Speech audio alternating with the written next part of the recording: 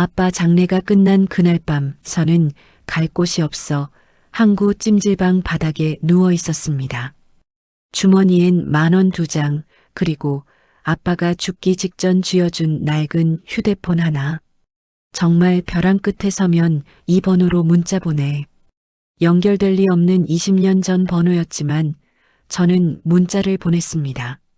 그리고 몇 시간 뒤 새벽 항구에 검은 차량들이 줄지어 들어왔습니다. 그 안에서 내린 사람은 대한민국 최대 해운그룹 회장. 그 여자가 제게 말했습니다. 내 딸이 맞니? 이 영상의 끝에서 아버지가 평생 숨겨온 선택의 이유와 제가 왜 버려진 딸이 아니었는지 모든 진실이 밝혀집니다. 끝까지 보셔야 합니다. 이야기를 시작하기 전에 구독과 좋아요를 부탁드립니다. 구독과 좋아요는 영상 제작에 많은 도움과 힘이 됩니다. 안녕하세요. 저는 서지안입니다. 22살이고요. 지금 여수 항구 근처 고시원에서 살고 있어요. 새벽 3시면 어김없이 눈이 떠집니다. 알람을 맞춰두지 않아도 몸이 기억하거든요. 오늘도 그랬어요. 눈을 뜨자마자 코끝으로 스며드는 비린내와 소금기가 이곳이 바다와 가까운 곳이라는 걸 일깨워줍니다. 고시원 창문을 열면 여수 신항이 한눈에 들어와요. 새벽이면 항구는 하루 중 가장 바쁜 시간을 맞이하죠. 크레인들이 분주하게 움직이고 냉동 트럭들이 줄을 서서 대기합니다. 그런데 오늘은 좀 달랐어요. 평소보다 마음이 무거웠거든요. 아버지가 돌아가신 지 사흘째 되는 날이었어요. 장례식은 어제 끝났습니다. 작은 장례식장에서 치른 소박한 장례였어요. 아버지 서동우는 평생 냉동 창고에서 일용직으로 일하셨거든요. 그래서 조문객도 많지 않았어요. 같이 일하던 분들 몇 명과 동네 아저씨들, 그리고 아버지가 재혼하신 김말숙 씨가 전부였죠. 김말숙 씨는 제가 18살 때 아버지와 결혼하셨어요. 처음엔 새엄마라고 불러달라고 하셨지만 저도 그분도 서로 어색했어요.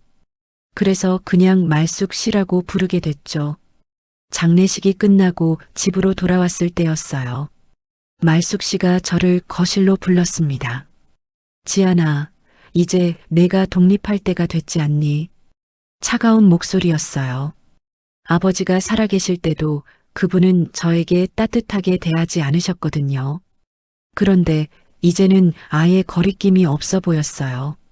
말숙 씨, 무슨 말씀이세요? 너도 이제 22살이잖아. 성인이고 말이야. 그런데 언제까지 여기 얹혀 살 생각이니? 말숙 씨는 소파에 앉아서 팔짱을 끼고 저를 내려다봤어요. 작은 체구였지만 그때만큼은 무섭게 느껴졌습니다. 아버지가 돌아가신 지 겨우 사흘인데요. 그러니까 더 빨리 정리해야지. 내 아버지도 이제 없는데 넌 이제 남의 자식이야. 알겠지? 남의 자식이라는 말이 가슴에 박혔어요. 아버지가 살아계실 때도 저는 늘 눈치를 보며 살았거든요.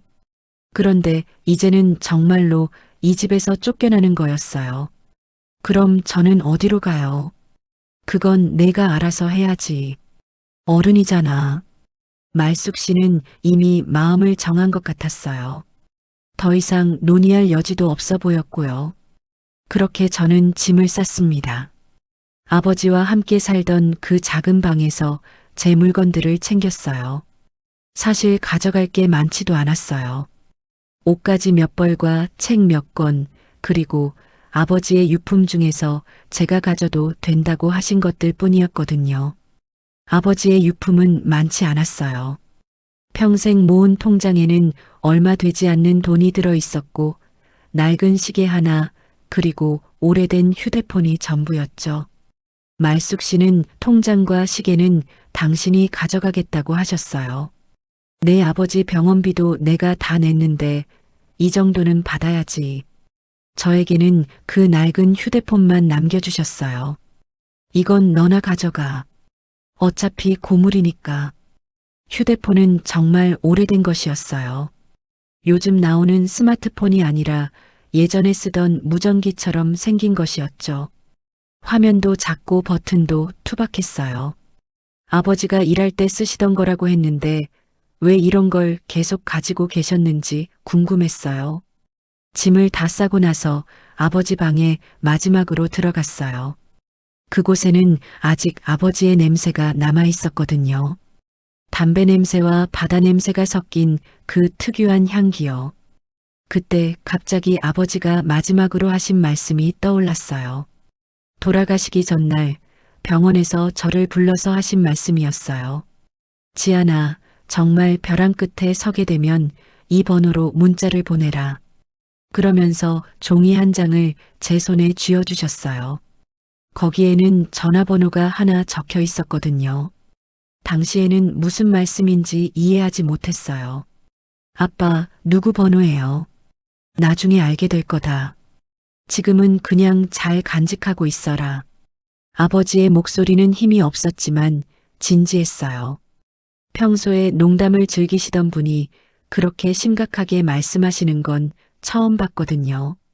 고시원으로 이사하는 날, 저는 그 종이와 아버지의 휴대폰을 함께 가방에 넣었어요.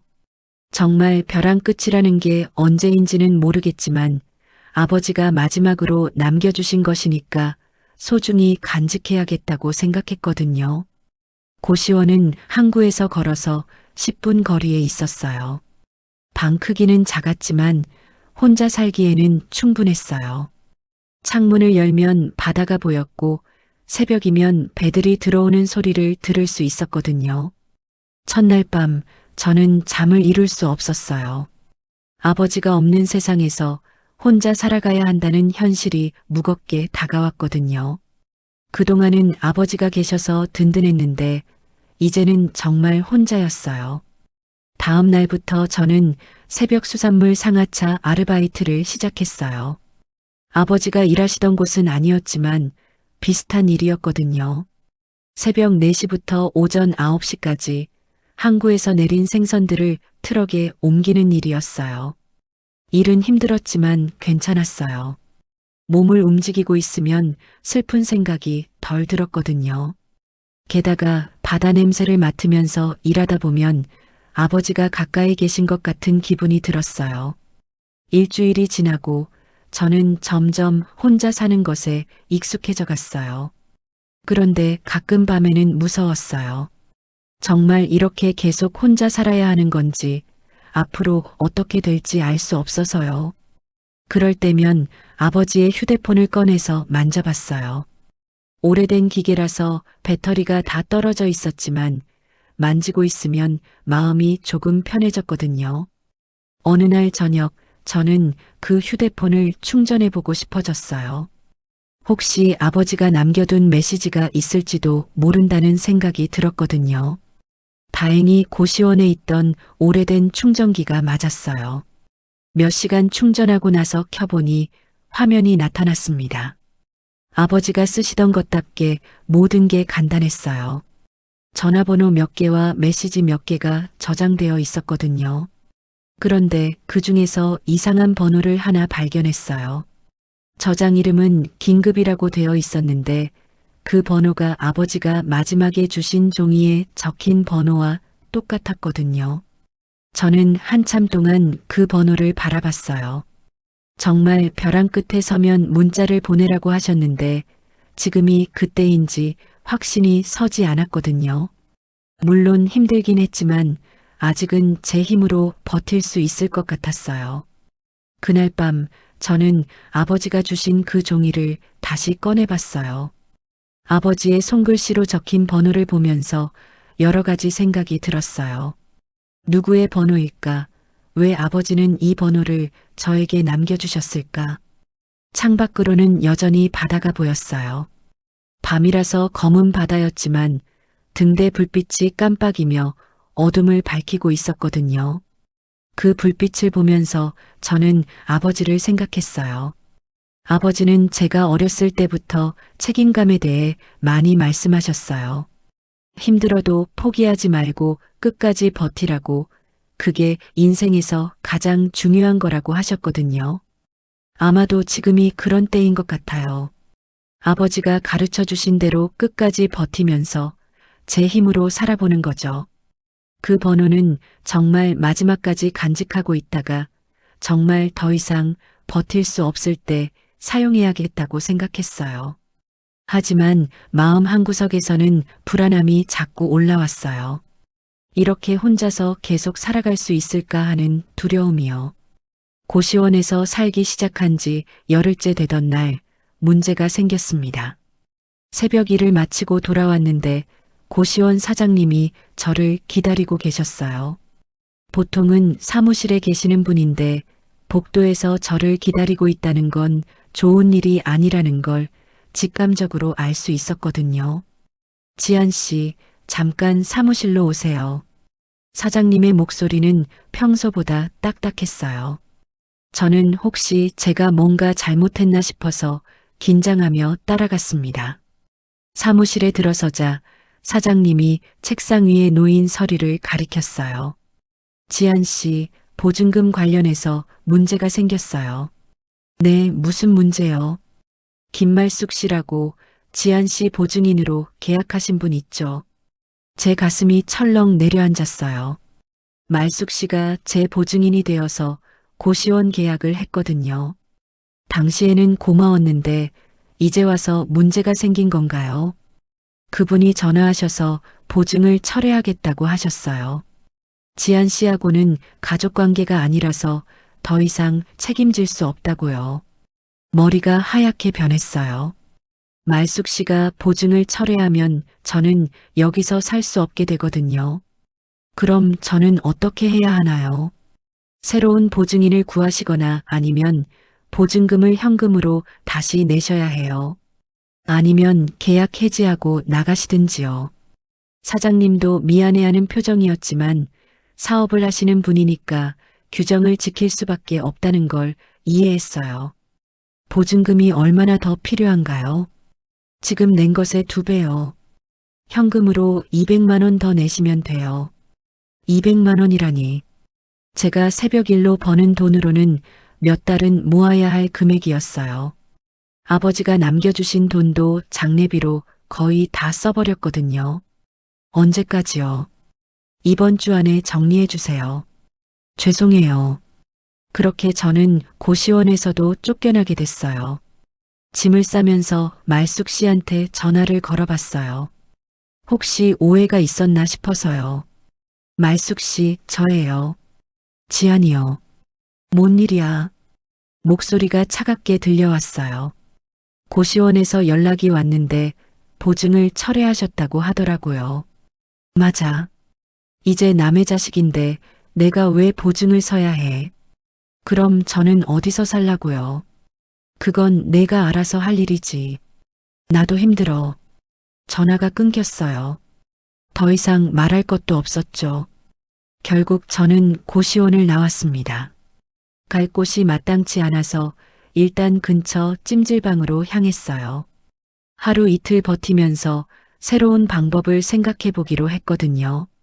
찜질방은 밤늦게까지 문을 열어두는 곳이었어요. 입장료도 저렴해서 하룻밤 지내기에는 나쁘지 않았죠. 하지만 이런 식으로 계속 살 수는 없었어요. 찜질방 휴게실에 앉아서 제 상황을 정리해 봤어요.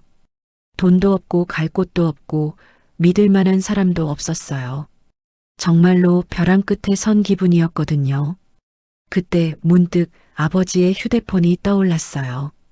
며칠 전에 충전해뒀던 그 오래된 휴대폰 말이에요. 가방에서 꺼내서 다시 켜봤습니다.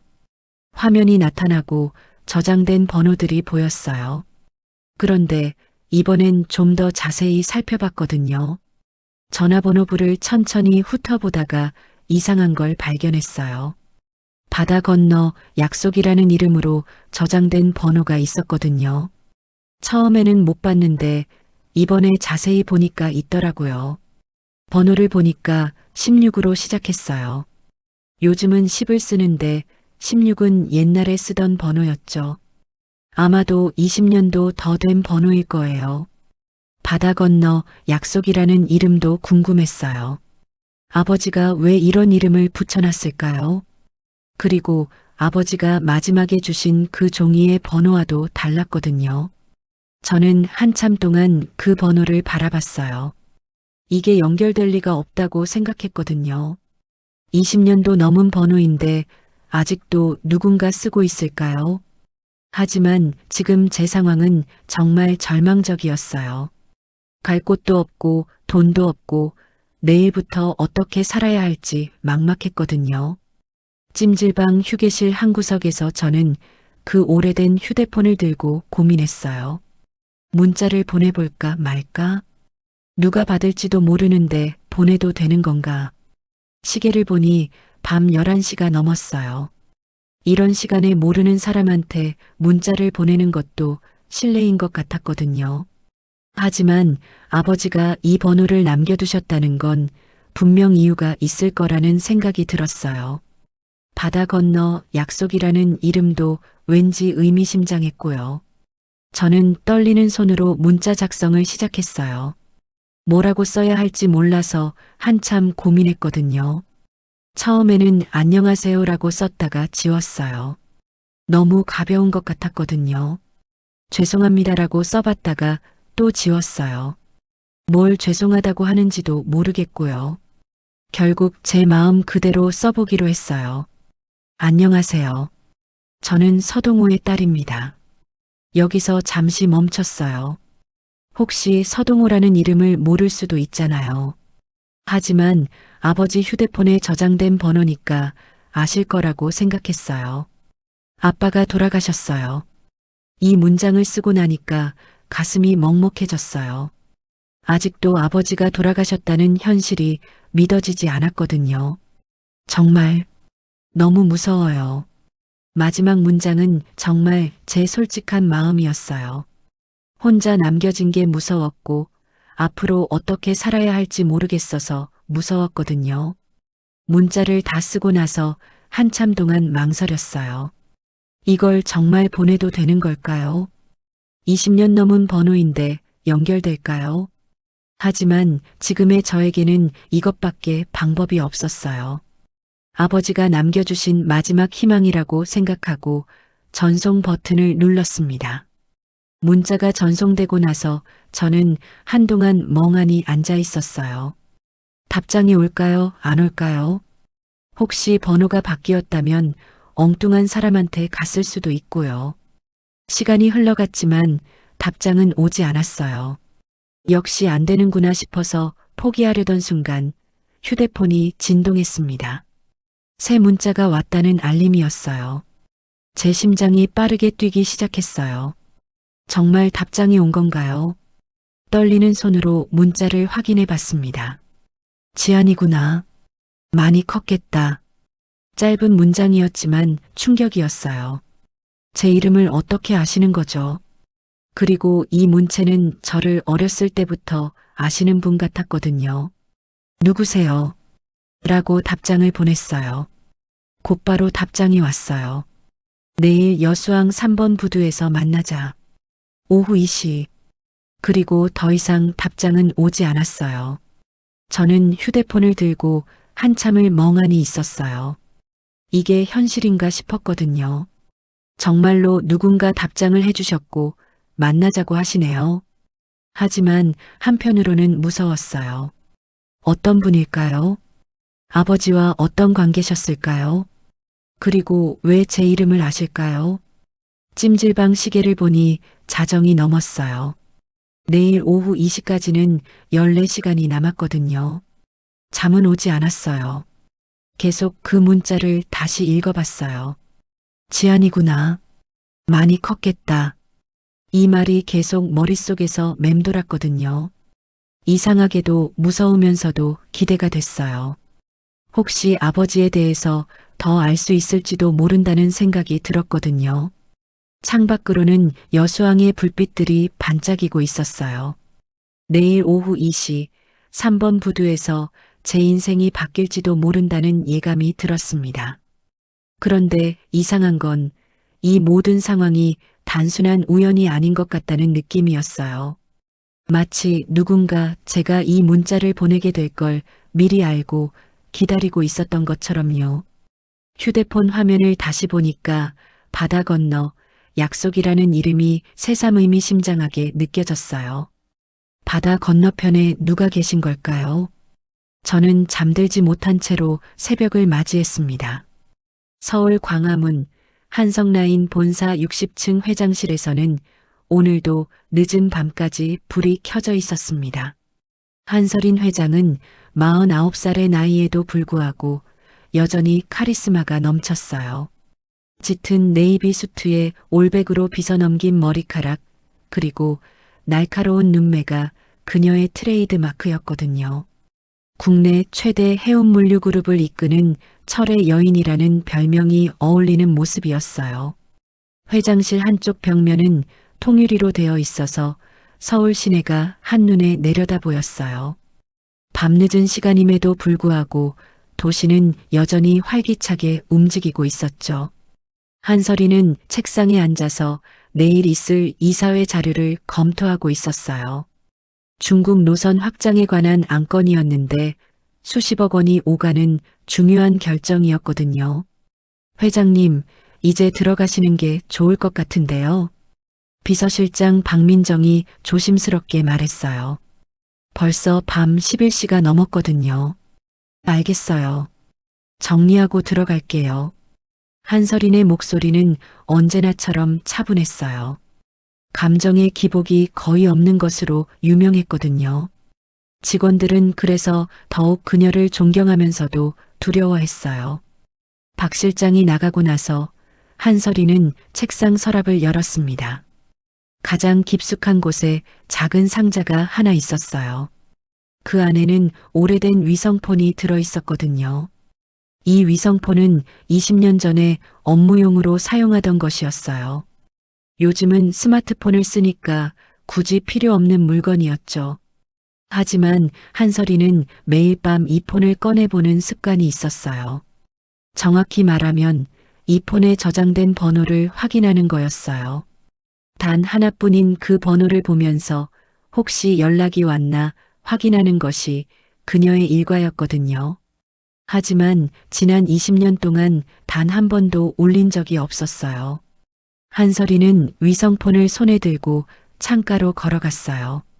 서울 야경을 바라보면서 오늘도 어김없이 그 번호를 확인했습니다. 16으로 시작하는 그 번호는 바다 건너 약속이라는 이름으로 저장되어 있었어요. 한설인이 직접 붙인 이름이었거든요. 그때 위성폰이 조용히 진동했습니다. 한설이는 깜짝 놀라서 폰을 떨어뜨릴 뻔했어요. 20년 동안 한 번도 울리지 않던 폰이 진동한 거였거든요. 화면을 보니 새 문자 알림이 떠 있었어요.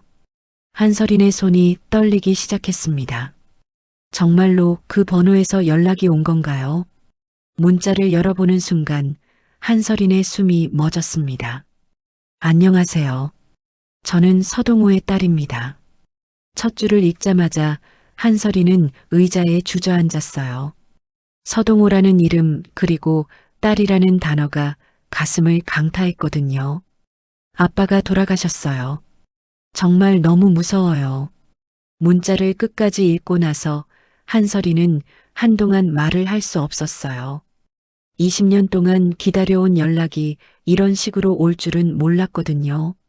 서동호가 돌아가셨다니. 그리고 그의 딸이 무서워하고 있다니. 한설이는 위성폰을 꽉 쥐고 창밖을 바라봤어요. 멀리 한강이 보였지만 지금 그녀의 마음은 여수 바다로 향하고 있었거든요.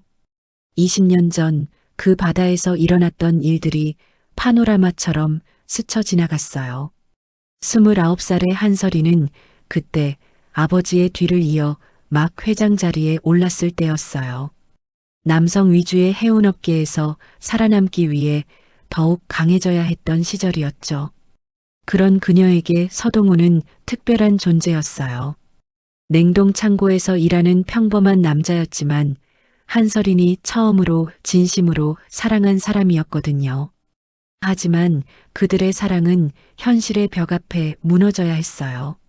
재벌가의 후계자와 일용직 노동자라는 신분 차이는 너무 컸거든요. 무엇보다 한설인이 임신했을 때 아버지와 이사진들의 반대가 극심했어요. 아이를 지우고 제대로 된 사람과 결혼해라. 그런 남자와 엮이면 회사가 망한다. 결국 한설이는 선택해야 했어요. 회사를 택하느냐, 사랑을 택하느냐. 그런데 서동우가 먼저 떠났어요. 한설인에게 편지 하나만 남기고 사라진 거였죠. 설인아, 미안해. 너와 아이를 위해서 이게 최선인 것 같아. 아이가 태어나면 잘 키워줘. 사랑해. 한설이는 미친 듯이 서동우를 찾았어요. 하지만 그는 완전히 사라져버렸거든요. 마치 처음부터 존재하지 않았던 것처럼요. 그리고 얼마 후 한설이는 유산을 했어요. 스트레스와 과로 때문이었죠. 의사는 앞으로 임신하기 어려울 거라고 했어요. 한설이는 그때부터 완전히 달라졌어요. 더 이상 약한 모습을 보이지 않았고 철저하게 일에만 매진했거든요. 하지만 마음 한구석에서는 늘 서동우를 그리워했어요. 그래서 예전에 서동우와 쓰던 위성폰을 계속 간직하고 있었던 거였어요. 혹시나 해서요. 하지만 20년 동안 연락이 없었고 한설이는 서동우가 다른 여자와 결혼해서 행복하게 살고 있을 거라고 생각했어요. 그런데 딸이 있었다니. 한설이는 문자를 다시 읽어봤어요. 서동우의 딸이라고 했는데 나이가 몇 살인지 궁금했어요. 혹시? 아니에요. 그럴 리가 없어요. 한설인의 아이는 태어나지 못했거든요. 하지만 마음 한구석에서는 희망 같은 게 꿈틀거렸어요. 혹시나 하는 마음이요. 한설이는 떨리는 손으로 답장을 작성했어요. 지안이구나. 많이 컸겠다. 지안이라는 이름은 어떻게 알았을까요? 사실 한설이는 서동우를 찾으려고 노력하던 중에 그가 딸을 키우고 있다는 소문을 들은 적이 있었어요. 하지만 확인할 방법이 없어서 그냥 넘어갔었거든요. 답장을 보내고 나서 한설이는 또 고민했어요. 뭐라고 더 써야 할까요? 결국 만나보기로 결정했어요. 내일 여수항 3번 부두에서 만나자. 오후 2시. 문자를 보내고 나서 한설이는 한동안 멍하니 앉아 있었어요. 내일이면 20년 만에 서동우와 관련된 사람을 만나게 되는 거였거든요. 그런데 문제가 생겼어요. 내일은 중요한 이사회가 있는 날이었거든요. 중국 노선 확장 건으로 수십억 원이 걸린 안건이었는데 회장이 참석하지 않으면 큰 문제가 될 수 있었어요. 한설이는 고민했어요. 회사를 택해야 할까? 아니면 20년 만의 기회를 택해야 할까? 다음 날 아침 박민정 실장이 회장실로 들어왔어요. 회장님, 오늘 이사회 준비가 완료됐습니다. 실장님, 이사회를 연기해 주세요. 박 실장은 깜짝 놀랐어요. 한설인이 이사회를 연기한 적은 거의 없었거든요. 연기요? 무슨 일이 있으신가요? 급한 일이 생겼어요. 내일로 미뤄주세요. 하지만 이사님들이 모두 일정을 맞춰서 오시는데요. 제가 책임지겠어요. 한설인의 목소리는 단호했어요. 박 실장은 더 이상 묻지 않았어요. 점심시간이 되자 상무들이 회장실로 찾아왔어요. 회장님, 갑자기 이사회를 연기하시는 이유가 뭔가요? 중국 측에서도 이미 일정을 잡아놨는데요. 한설이는 침묵했어요. 이런 상황을 어떻게 설명해야 할지 모르겠었거든요. 개인적인 일이에요. 개인적인 일이 회사 업무보다 중요한가요? 상무들의 목소리가 날카로워졌어요. 한설인이 이런 식으로 행동한 적이 없었거든요. 죄송하지만 오늘은 꼭 가야 할 곳이 있어요. 결국 상무들은 불만을 품고 돌아갔어요. 한설이는 혼자 남아서 창밖을 바라봤습니다. 오후 1시 한설이는 회사를 나섰어요. 운전기사에게 여수로 가달라고 했더니 운전기사도 놀랐어요. 회장님, 여수요? 갑자기요? 네, 급한 일이 있어요. 차 안에서 한설이는 계속 위성폰을 들여다봤어요. 정말 서동호의 딸일까요? 만나면 뭐라고 말해야 할까요? 20년 동안 쌓아올린 철의 여인이라는 이미지가 한순간에 흔들리고 있었어요. 딸이라는 단어 하나 때문에요. 하지만 한설이는 후회하지 않았어요. 이번 기회를 놓치면 평생 후회할 것 같았거든요.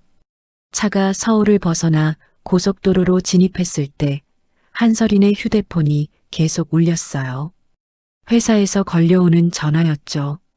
하지만 한설이는 받지 않았어요. 오늘은 회장이 아니라 그냥 한 여자로 살고 싶었거든요. 다음 날 아침 찜질방에서 잠을 설친 채로 일어났을 때 제 휴대폰이 울리고 있었어요. 모르는 번호였는데 받아보니 구청 사회복지과에서 걸려온 전화였어요. 지한 씨죠? 친권 관련해서 서류가 접수됐는데 확인차 연락드렸어요. 친권이요? 무슨 말씀이신가요? 김말숙 씨가 지한 씨의 후견인으로 친권 포기 각서를 제출하셨어요. 본인이 직접 와서 확인해 주셔야 할 것 같은데요. 머리가 하얗게 변했어요. 말숙 씨가 또 뭘 꾸미고 있는 걸까요? 지금 바로 가겠습니다. 구청까지 가는 동안 마음이 불안했어요. 친권 포기 각서라는 게 도대체 뭔지도 모르겠고 말숙 씨가 왜 그런 걸 제출했는지도 이해할 수 없었거든요. 사회복지과에 도착해서 담당 공무원을 만났어요. 중년 남성이었는데 표정이 심각해 보였어요. 여기 각서를 확인해 보세요. 서류를 받아보니 아버지의 필적으로 보이는 글씨가 있었어요. 하지만 내용이 이상했어요. 딸 서지안의 친권을 김말숙에게 포기함. 본인 사후 김말숙이 모든 권리를 행사할 것을 인정함. 날짜는 아버지가 돌아가시기 일주일 전으로 되어 있었어요. 이거 이상한데요. 제가 성인이라서 친권이 필요 없잖아요. 그게 맞는데 김말숙 씨가 특별한 사정이 있다면서 제출하셨어요. 혹시 정신적 문제가 있으시거나 그런가요? 공무원의 질문에 얼굴이 화끈거렸어요. 저를 정신적으로 문제가 있는 사람 취급하는 거였거든요. 아니에요. 저 멀쩡해요. 그럼 이 각서는 효력이 없다고 봐야겠네요. 김말숙 씨한테 연락해서 철회하라고 하겠습니다. 구청을 나오는 길에 말숙 씨한테서 전화가 왔어요. 지안아, 어디야? 구청에 다녀왔어요. 친권 포기 각서가 뭐예요? 아, 그거. 내 아빠가 죽기 전에 너를 나한테 맡긴다고 써놓은 거야. 거짓말이에요. 아버지가 그런 말씀 한 적 없어요. 증거가 있는데 뭘. 어쨌든 너 지금 어디 있어? 할 말이 있어. 말숙 씨의 목소리가 평소보다 급해 들렸어요. 왜요? 보험회사에서 너를 찾고 있더라. 같이 가자. 보험회사라니. 무슨 일일까요? 하지만 거절할 수도 없는 상황이었어요. 결국 말숙 씨와 함께 보험회사에 가게 됐어요. 아버지가 직장에서 가입했던 보험이 있다고 했거든요. 보험회사 상담실에서 직원이 설명해 줬어요. 고인이 되신 서동호 씨의 직장 보험금이 나왔습니다. 총 3천만 원인데요. 3천만 원이라니. 저에게는 엄청난 돈이었어요. 수령 자격은 직계 가족인 딸 서지안 씨에게 있습니다. 잠깐요. 말숙 씨가 끼어들었어요. 이 아이는 아직 정신적으로 미성숙해서 제가 후견인으로 되어 있어요. 그러면서 아까 그 가짜 각서를 꺼내더라고요. 이건 효력이 없는 서류예요. 제가 항의했지만 말숙 씨는 아랑곳하지 않았어요. 지안아, 내가 뭘 안다고 그래. 이런 복잡한 일은 어른이 처리해야지. 보험회사 직원도 난감해했어요. 일단 법적 검토가 필요할 것 같은데요. 며칠 시간을 주시겠어요? 그렇게 보험금 수령은 보류됐어요. 말숙 씨는 화를 내며 돌아갔고 저는 혼자 남겨졌거든요. 길거리에서 혼자 서 있는데 또 전화가 왔어요. 이번에는 경찰서에서였어요. 서지한 씨죠? 신고가 접수돼서 연락드려요. 신고요? 김말숙 씨가 가족 간 분쟁으로 신고하셨어요. 조사를 위해 출석해 주세요. 이제는 경찰서까지 가야 하는 상황이 됐어요. 말숙 씨가 도대체 뭘 하는 건지 이해할 수 없었거든요. 경찰서 조사실은 삭막했어요. 형광등 불빛이 차갑게 내리쬐고 있었고 딱딱한 의자에 앉아 있으니 죄인이 된 기분이었어요. 담당 경찰관은 제게 여러 가지를 물어봤어요. 김말숙 씨가 보험금을 가로채려고 한다고 하는데 사실인가요? 네, 맞아요. 제가 받을 보험금을 자기가 받으려고 해요. 그런데 김말숙 씨는 당신이 정신적으로 불안정하다고 주장하고 있어요. 또 그 말이었어요. 저를 정신적으로 문제가 있는 사람으로 몰아가려는 거였거든요. 저 정상이에요. 검사 받아도 돼요. 하지만 최근에 부모를 잃고 홀로 생활하면서 스트레스를 많이 받았을 테고요. 경찰관의 말투가 점점 의심스러워졌어요. 마치 제가 정말 문제가 있는 것처럼 취급하는 거였어요. 조사 결과 특별한 문제가 없으면 보험금은 당연히 딸인 당신이 받게 돼요. 하지만 지금 상황으로는 좀 더 지켜봐야겠어요. 결국 경찰서에서도 즉시 해결책은 나오지 않았어요. 며칠 더 기다려야 한다는 거였죠. 경찰서를 나오면서 절망감이 밀려왔어요. 아버지가 돌아가신 후로 계속 이런 일들의 연속이었거든요. 말숙 씨는 끝까지 저를 괴롭히려고 하는 것 같았어요. 그때 다시 말숙 씨한테서 전화가 왔어요. 지안아, 경찰서 다녀왔지? 어땠어? 왜 이러세요? 도대체 뭘 원하시는 거예요? 뭘 원하긴. 내 아빠 빚 갚는 거지. 빚이요? 아버지가 무슨 빚이 있어요? 모르고 있었구나. 내 아빠가 병원비 때문에 내한테 돈을 빌렸어. 1,000만 원. 1,000만 원이라니. 처음 듣는 얘기였어요. 증거 있어요? 당연하지. 차용증도 있고 또 가짜 서류를 만들어낸 것 같았어요. 하지만 증명할 방법이 없었거든요. 어쨌든 그 돈을 보험금에서 빼고 나머지를 줄게. 고마워해. 전화가 끊어졌어요. 말숙 씨는 끝까지 저를 이용하려고 하는 거였어요. 저녁이 되어 다시 찜질방으로 갔어요. 갈 곳이 없었거든요. 하지만 찜질방 사장이 저를 막아섰어요. 아가씨, 며칠째 여기 계시는데 좀 곤란해요. 네, 여기는 숙박업소가 아니거든요. 하루 이틀은 괜찮지만 계속 이렇게 지내시면 안 돼요. 그럼 저는 어디로 가요? 그건 제가 알 바 아니고요. 죄송하지만 오늘까지만 있어주세요. 찜질방에서도 쫓겨나는 상황이 됐어요. 정말로 갈 곳이 없어졌거든요. 화장실 거울을 보니 제 얼굴이 몰골이 됐어요. 며칠 동안 제대로 잠을 못 잤더니 눈 밑에 다크서클이 생겼고 얼굴도 야위어 보였어요. 거울 속의 저를 보면서 눈물이 나왔어요. 22살의 나이에 이렇게 비참할 수가 있나 싶었거든요. 아버지가 살아계실 때는 힘들어도 의지할 곳이 있었는데 이제는 정말 혼자였어요. 말숙 씨는 계속 저를 괴롭히고 경찰이나 공무원들도 저를 진지하게 받아들이지 않았어요. 휴게실 구석에 앉아서 울고 있는데 다른 사람들이 쳐다봤어요. 눈치가 보였지만 어쩔 수 없었어요. 내일이면 정말 길거리에서 자야 하는 건가. 그런 생각이 들자 더욱 무서워졌어요. 여수 같은 작은 도시에서는 노숙할 만한 곳도 마땅치 않았거든요. 그때 문득 아버지의 위성폰이 떠올랐어요. 내일 오후 2시에 3번 부두에서 만나기로 했는데 정말 누가 올까요? 하지만 지금의 제 모습을 보여드리기가 창피했어요.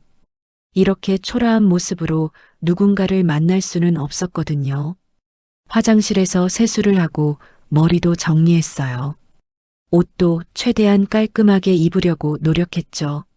하지만 며칠 동안 같은 옷을 입고 있어서 한계가 있었어요. 밤이 깊어갈수록 불안감이 커졌어요. 내일 만날 그 사람이 정말 도움이 될까요? 아니면 또 다른 실망만 안겨줄까요? 새벽 3시쯤 저는 마지막으로 아버지에 대해 생각해 봤어요. 아버지는 평생 성실하게 살아오셨는데 왜 이런 일들이 계속 일어나는 걸까요? 아빠, 저 정말 힘들어요. 어떻게 해야 할지 모르겠어요. 혼자서 중얼거렸지만 아버지의 목소리는 들리지 않았어요. 하지만 아버지가 마지막에 남겨주신 그 번호만큼은 희망이었어요. 정말 마지막 희망이었거든요. 시계를 보니 새벽 4시였어요. 몇 시간 후면 새로운 하루가 시작되고 오후 2시가 되면 운명이 결정될지도 모른다는 생각이 들었어요. 창밖으로 여수 시내의 새벽 풍경이 보였어요. 이제 막 해가 뜨려고 하는 시간이었는데 하늘이 조금씩 밝아지고 있었거든요. 저도 이 어둠을 지나 새로운 아침을 맞을 수 있을까요? 마지막으로 거울을 보면서 다짐했어요. 어떤 일이 있어도 포기하지 않겠다고.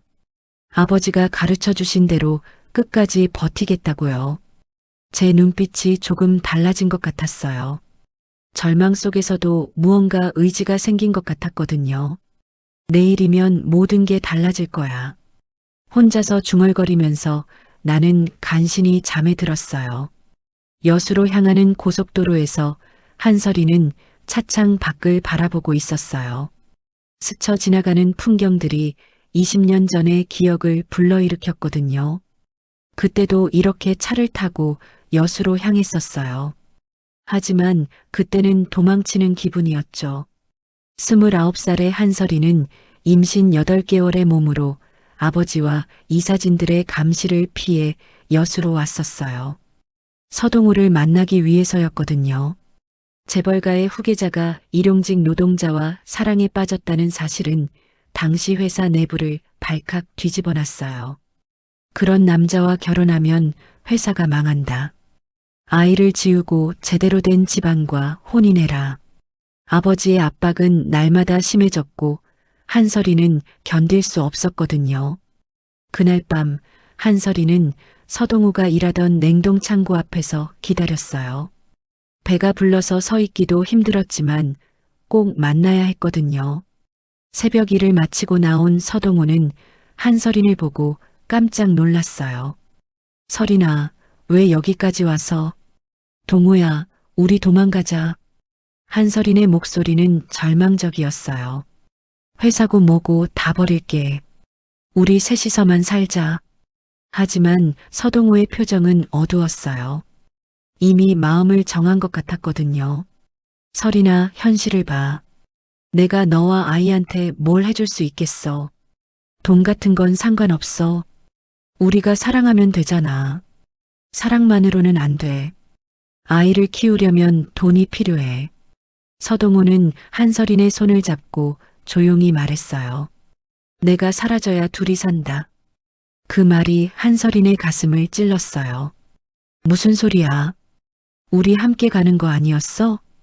너는 아이와 함께 잘 살아야 해. 나 같은 남자 때문에 망치면 안 돼. 그날 밤이 그들의 마지막 만남이었어요. 며칠 후 한설이는 조산으로 아이를 낳았어요. 스트레스 때문이었죠. 아이는 작고 약했지만 살아있었어요.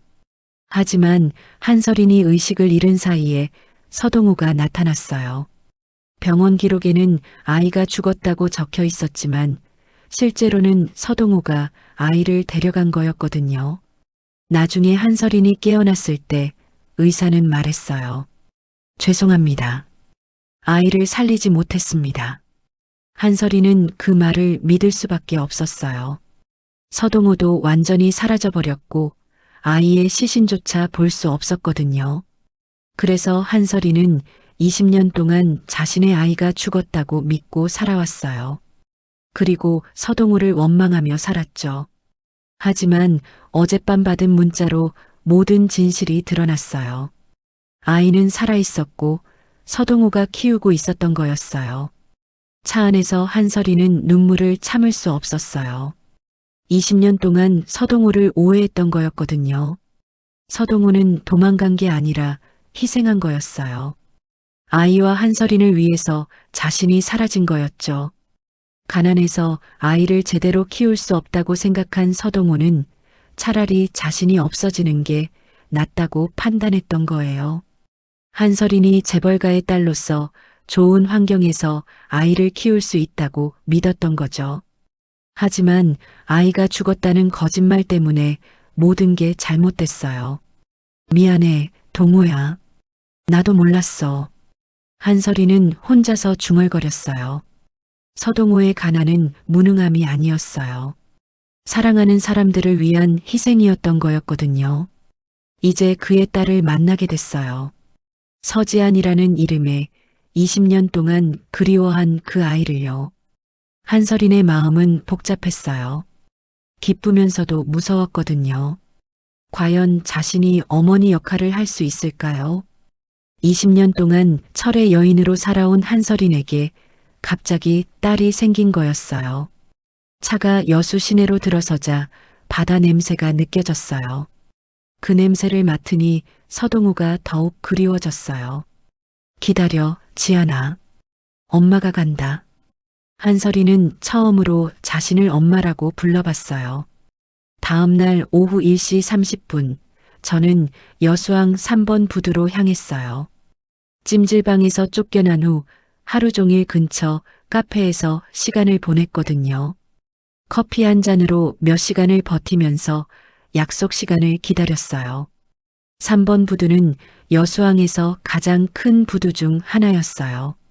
컨테이너 크레인들이 늘어서 있고 대형 화물선들이 정박해 있었거든요.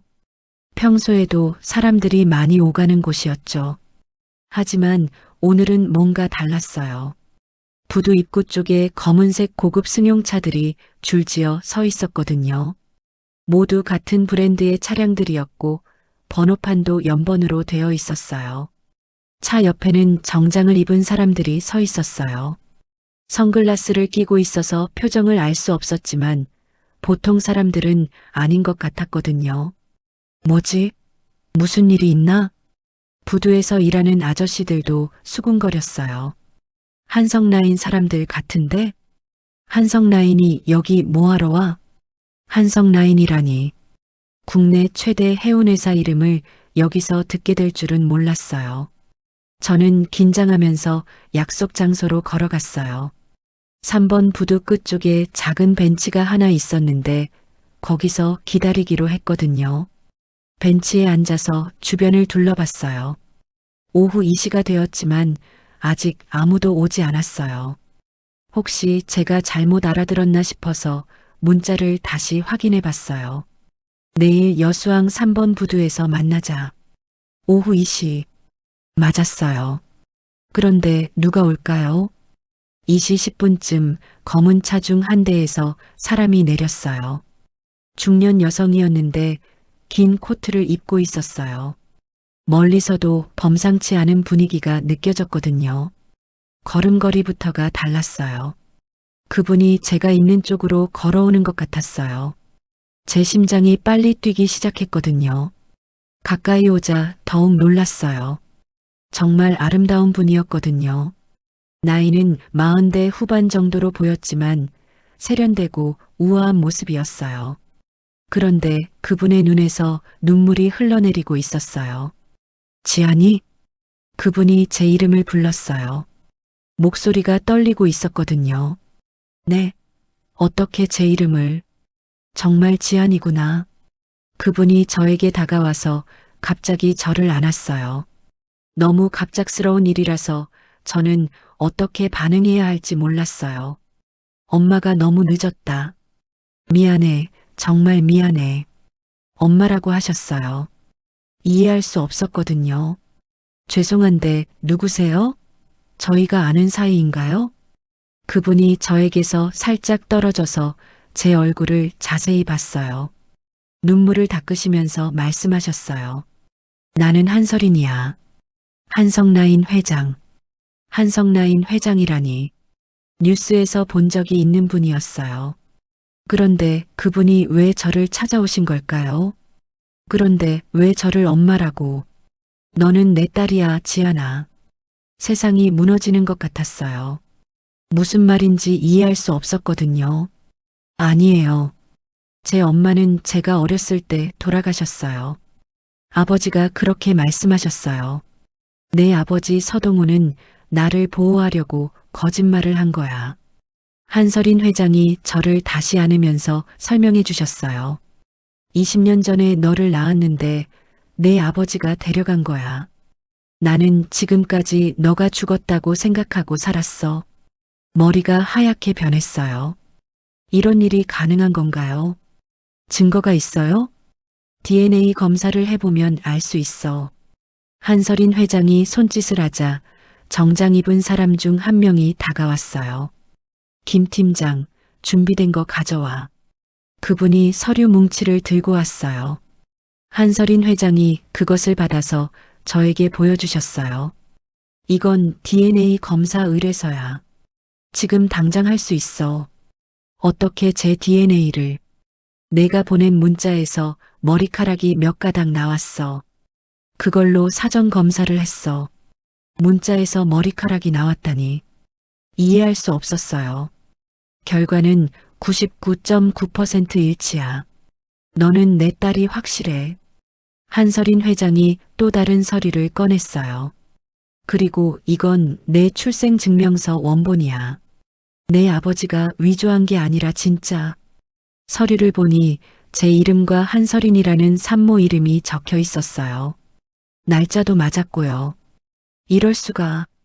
제가 중얼거리는 사이에 한서린 회장이 계속 설명했어요. 김말숙이 지금까지 너를 속인 거야. 내 아버지가 돌아가시고 나서 보험금과 재산을 독차지하려고. 그때 갑자기 뒤에서 소란스러운 소리가 들렸어요. 뒤를 돌아보니 말숙 씨가 경찰관들과 함께 다가오고 있었어요. 지아나, 거기서 뭐해? 말숙 씨가 소리쳤어요. 표정이 다급해 보였거든요. 저 여자는 사기꾼이야. 속으면 안 돼. 말숙 씨가 저에게 달려왔지만 한서린 회장의 보안 요원들이 막아섰어요. 김말숙 씨죠? 경찰관 중 한 명이 말숙 씨에게 다가갔어요. 사문서 위조와 보험 사기 혐의로 체포합니다. 뭐, 무슨 소리야? 말숙 씨가 항의했지만 경찰관은 수갑을 채웠어요. 친권 포기 각서와 차용증이 모두 위조된 것으로 판명됐습니다. 필체 감정 결과 서동호 씨의 글씨가 아닌 것으로 나왔어요. 아니야, 진짜라고. 말숙 씨가 발악했지만 소용없었어요. 한서린 회장이 저에게 설명해 주셨어요. 내가 어제 저녁에 전문조사팀을 보냈어. 모든 서류를 감정했는데 전부 가짜였어. 그리고 보험금 수령 시도도 사기에 해당해. 수익자가 따로 있는데 다른 사람이 받으려고 했으니까.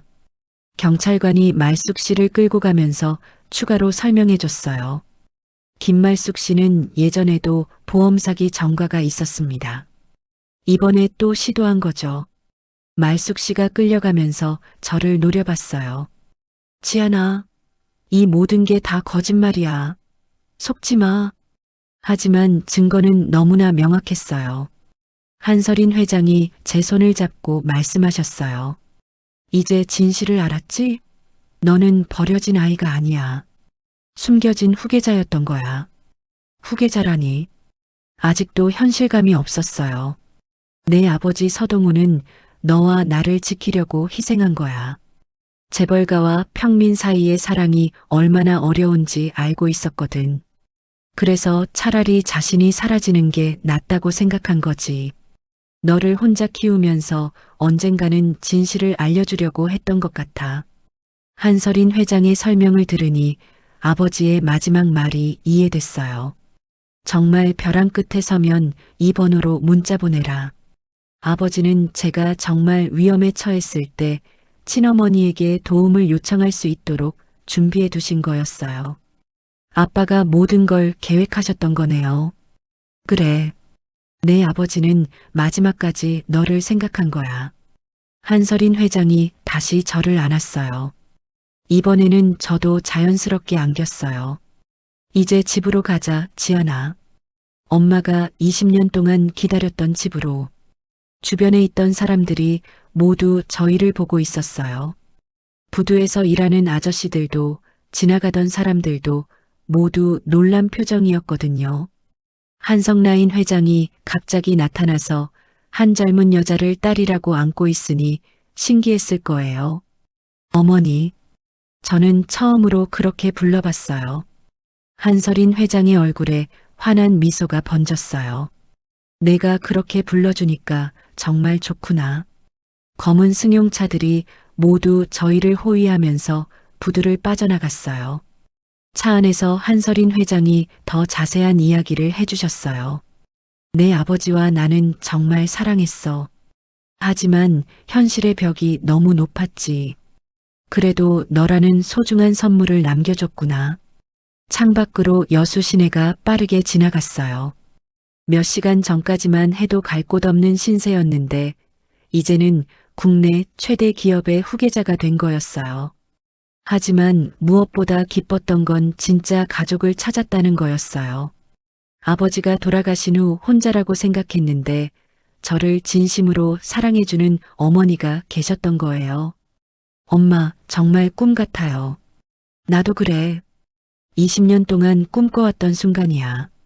한서린 회장의 눈에 다시 눈물이 고였어요. 하지만 이번에는 기쁨의 눈물이었어요. 말숙 씨가 체포되는 장면을 떠올리니 속이 시원했어요. 그동안 저를 괴롭혔던 모든 일들이 거짓말이었다는 게 밝혀진 거니까요. 앞으로 어떻게 되는 거예요? 일단 서울로 가자. 그리고 천천히 새로운 삶을 시작하는 거야. 회사 일도 배워야 하고 사회생활도 익혀야 해. 하지만 걱정하지 마. 엄마가 도와줄 테니까. 저는 고개를 끄덕였어요. 아직은 모든 게 어리둥절했지만 분명한 건 제 인생이 완전히 바뀌었다는 거였어요. 버려진 딸에서 숨겨진 후계자로. 그리고 무엇보다 혼자가 아니라는 거였죠. 차창 밖으로 바다가 보였어요. 아버지가 평생 일했던 그 바다였지만 이제는 다른 의미로 다가왔어요. 아버지의 희생이 헛되지 않았다는 걸 증명해드리고 싶었어요. 한 달 후 여수지방법원에서 김말숙 씨의 첫 번째 공판이 열렸습니다. 법정은 생각보다 작았어요. 방청석에는 기자들과 구경꾼들이 몇 명 앉아 있었고 저는 한서린 어머니와 함께 맨 앞자리에 앉아 있었거든요. 피고석에 앉은 김말숙 씨는 한 달 전과는 완전히 다른 모습이었어요. 구치소 생활로 많이 야윈 얼굴에 수척한 표정이었죠. 눈가에는 다크서클이 짙게 깔려 있었어요. 재판장이 들어서자 법정이 숙연해졌어요. 피고 김말숙에 대한 사문서 위조, 사기, 보험 사기 등의 혐의에 대해 심리를 시작하겠습니다. 검사가 일어서서 기소 내용을 읽어내려갔어요. 피고는 고인 서동호의 딸 서지안으로부터 보험금을 편취하기 위해 친권 포기각서와 차용증을 위조했습니다. 또한 피고는 서지안을 정신적으로 미성숙한 상태라고 허위 주장하여 후견인 자격을 취득하려 했습니다. 김말숙 씨는 고개를 숙이고 있었어요. 변호사가 옆에서 뭔가 속삭였지만 반응이 없었거든요. 검사가 증거를 제시하기 시작했어요. 먼저 필체 감정 결과입니다. 큰 화면에 문서들이 나타났어요. 아버지의 진짜 글씨와 위조된 글씨가 나란히 비교되어 있었거든요. 국과수 필체 감정 결과, 친권 포기각서와 차용증의 글씨는 고인 서동호의 것이 아닌 것으로 판명되었습니다. 특히 기역자와 암호음의 형태가 현저히 다르며 필압과 속도 역시 일치하지 않습니다. 화면에서 글씨의 차이점이 빨간 화살표로 표시되었어요. 저도 봐도 명확한 차이가 있었거든요. 또한 잉크 성분 분석 결과 문서 작성 시기가 고인의 사망 이후인 것으로 확인되었습니다. 이 말을 들었을 때 방청석에서 작은 소동이 일었어요. 아버지가 돌아가신 후에 서류를 위조했다는 게 명백히 드러난 거였거든요. 검사는 계속해서 증거를 제시했어요. 다음은 보험금 편취 시도에 관한 증거입니다. 보험회사 직원이 증인으로 나와서 증언했어요. 피고가 서지안을 정신적으로 문제가 있다며 후견인 자격을 주장했습니다. 하지만 서지안과 직접 면담해 본 결과 전혀 그런 증상이 없었어요. 오히려 피고의 행동이 수상했습니다. 계속 서둘러 달라고 재촉했고 서지안이 직접 오는 것을 막으려고 했거든요. 김말숙 씨의 변호사가 반박을 시도했어요. 피고는 단순히 절차상의 착오였을 뿐입니다. 악의적인 의도는 없었어요. 하지만 검사가 추가 증거를 제시했어요. 피고에게는 이전에도 보험 사기 전과가 있습니다. 2018년과 2021년에 각각 허위상해 보험금을 받으려다 적발된 바 있어요. 이 내용이 공개되자 방청석이 웅성거렸어요. 김말숙 씨가 상습범이라는 게 드러난 거였거든요. 재판이 진행되면서 더 충격적인 사실이 밝혀졌어요. 검사가 새로운 증거를 제시했거든요. 아울러 고인 서동호의 사망 경위에 대해서도 재수사 결과를 보고드리겠습니다. 이 말에 저는 깜짝 놀랐어요. 아버지의 죽음도 재수사를 했다는 걸까요? 고인은 당뇨병과 고혈압을 앓고 있었는데 사망 전 일주일간 복용하던 혈압약이 바뀌었습니다. 피고가 고인의 기존 처방전을 임의로 변경하여 다른 약국에서 약을 조제받았어요. 화면에 처방전 사진들이 나타났어요. 기존 처방전과 새로 받은 처방전이 확실히 달랐거든요. 새로 받은 약물은 고인의 상태에 맞지 않는 강력한 혈압약이었습니다. 이로 인해 급격한 혈압 강화가 발생했고 이것이 사망의 직접적 원인이 되었어요. 법정이 조용해졌어요. 모든 사람이 충격을 받은 것 같았거든요. 물론 직접적인 살인 의도는 입증되지 않았습니다. 하지만 미필적 고의에 의한 치사 혐의는 충분히 성립한다고 판단됩니다. 저는 어머니의 손을 꽉 잡았어요. 아버지가 그런 식으로 돌아가셨다니 믿을 수 없었거든요. 김말숙 씨는 계속 고개를 숙이고 있었어요. 이제 와서 변명할 여지도 없었던 거죠. 재판장이 김말숙 씨에게 말했어요. 피고인, 최후 진술이 있으시면 해보세요. 김말숙 씨가 떨리는 목소리로 일어났어요. 죄송합니다. 그게 전부였어요. 더 이상 말할 것도 없었던 것 같았거든요. 2주 후 선고 공판이 열렸어요. 재판장이 판결문을 읽기 시작했어요. 피고 김말숙에게 사문서 위조 2년, 사기 미수 1년 6개월, 보험 사기 미수 1년, 미필적 고의에 의한 치사 5년을 선고한다. 각 형을 합하여 징역 8년에 처한다. 8년 실형이었어요. 생각보다 무거운 형량이었거든요. 또한 피해자 서지안에게 정신적 피해에 대한 위자료 5천만 원을 지급하라. 재판장이 판결 이유를 설명했어요. 피고는 고인의 사망을 이용하여 체계적이고 지속적으로 사기 행각을 벌였다. 특히 미성년자도 아닌 피해자를 정신적 미성숙자로 모함하여 사회적 신뢰를 훼손했다. 무엇보다 고인의 의료진과 공모하여 부적절한 약물을 투약해 함으로써 생명을 위험에 빠뜨렸다는 점에서 죄질이 매우 불량하다. 김말숙 씨는 판결을 들으면서 주저앉았어요. 8년이라는 긴 시간을 감옥에서 보내야 한다는 현실을 받아들이기 어려웠겠죠. 법정을 나오면서 저는 복잡한 기분이었어요. 정의가 구현된 것은 기뻤지만 아버지의 죽음이 그런 시기였다는 사실은 여전히 충격이었거든요. 어머니가 제 어깨를 감싸며 말씀하셨어요. 이제 정말 끝났구나. 내 아버지도 안심하실 거야. 법원 앞에서 기자들이 몰려왔어요. 지한 씨, 오늘 판결에 대해 어떻게 생각하시나요? 한성라인 후계자로서 향후 계획은 무엇인가요? 어머니가 제 앞을 가로막으며 말씀하셨어요. 아직 회복 과정에 있습니다. 시간이 필요해요. 보안팀이 기자들을 정리하고 저희를 차로 안내했어요. 차 안에서 어머니가 말씀하셨어요. 이제 정말 새로운 시작이야. 과거는 과거로 두고 앞으로만 보자. 네, 어머니. 지난 2달을 되돌아보니 정말 꿈 같았어요. 찜질방에서 하루하루를 버티던 제가 이제는 대기업 후계자가 되었거든요. 무엇보다 제가 혼자가 아니라는 게 가장 큰 변화였어요. 처음으로 진짜 보호받는 존재가 된 기분이었거든요. 어머니는 저를 위해 최고의 변호사를 선임해 주셨고 전문 심리 상담사도 연결해 주셨어요. 그동안 겪었던 정신적 충격을 치료받을 수 있게 해 주셨거든요. 회사에서도 제 자리를 만들어 주셨어요. 아직은 수습 과정이지만 천천히 업무를 배워가고 있었어요. 가장 놀라운 건 직원들이 저를 진심으로 환영해 준다는 거였어요. 어머니가 20년 동안 혼자 회사를 이끌어 오셨는데 이제 후계자가 나타났으니 안정감을 느끼는 것 같았거든요. 물론 쉽지 않은 일들도 많았어요.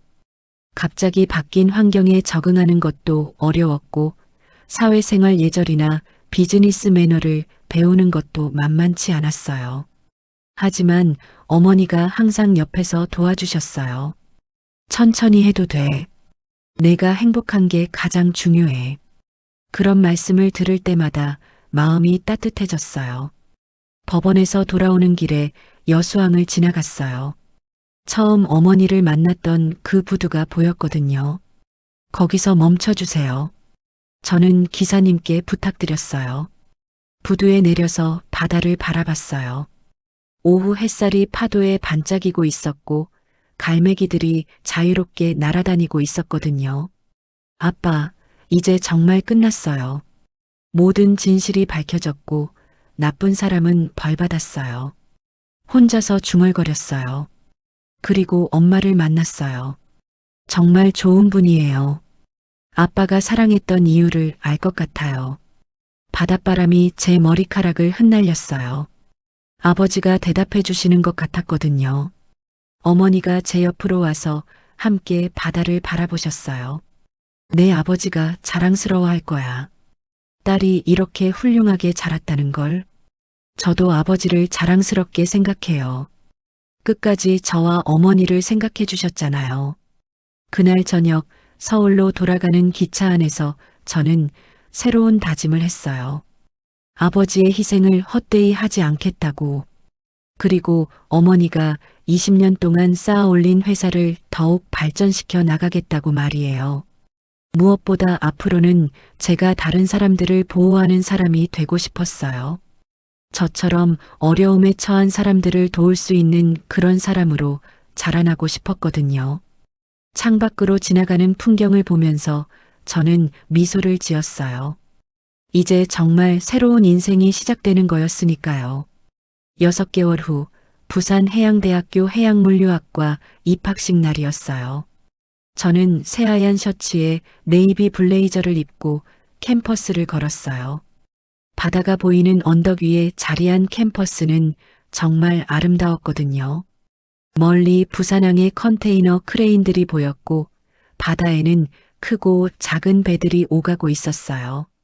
어머니는 서울에서 바쁜 일정을 소화하고 계셨지만 제 입학식만큼은 꼭 참석하겠다고 하셨어요. 지안아, 정말 자랑스럽다. 입학식이 끝나고 어머니가 제 어깨를 감싸며 말씀하셨어요. 해양물류학과라니 내 아버지가 가장 좋아하셨을 선택이야. 처음에는 경영학과를 권하셨지만 제가 바다와 관련된 공부를 하고 싶다고 했을 때 흔쾌히 지지해 주셨거든요. 회사도 중요하지만 내가 진짜 하고 싶은 일을 찾는 게 먼저야. 그런 어머니의 말씀이 정말 감사했어요. 캠퍼스 곳곳을 둘러보면서 저는 새로운 설렘을 느꼈어요. 같은 과 학생들도 만났는데 모두 바다를 사랑하는 사람들이었거든요. 저는 선박회사에서 일하고 싶어요. 저는 항만 관리 쪽에 관심이 있어요. 각자 꿈이 달랐지만 모두 진지했어요. 저도 제 꿈에 대해 이야기했어요. 저는 해운업계에서 더 많은 사람들이 꿈을 펼칠 수 있도록 돕고 싶어요. 입학식을 마치고 어머니와 함께 여수로 향했어요. 아버지 산소를 찾아뵙기 위해서였거든요. 여수 시립공원 묘지는 바다가 내려다 보이는 조용한 곳에 있었어요.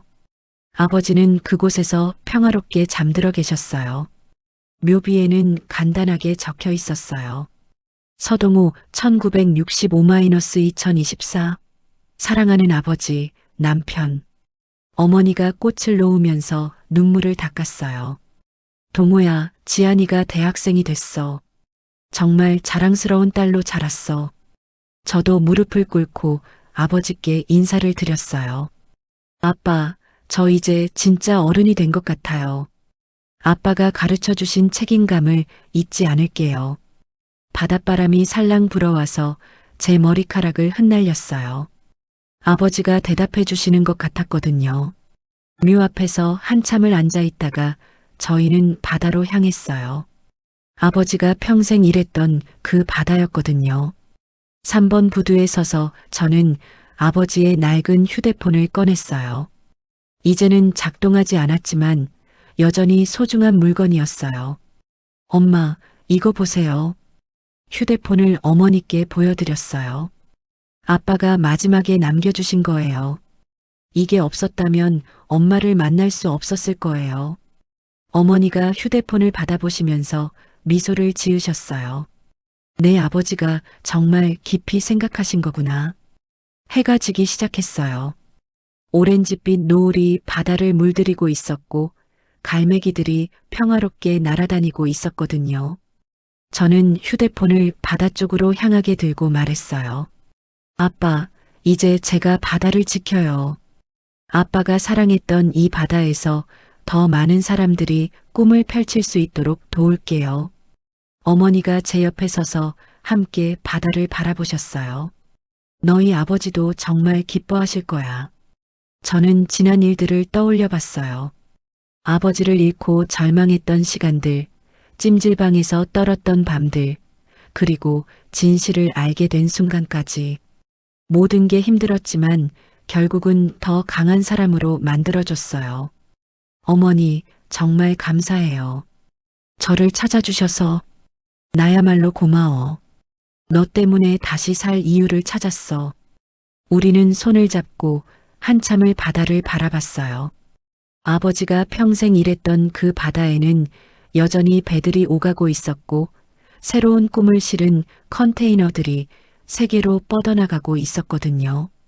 저도 이제 그 꿈의 일부가 될 거예요.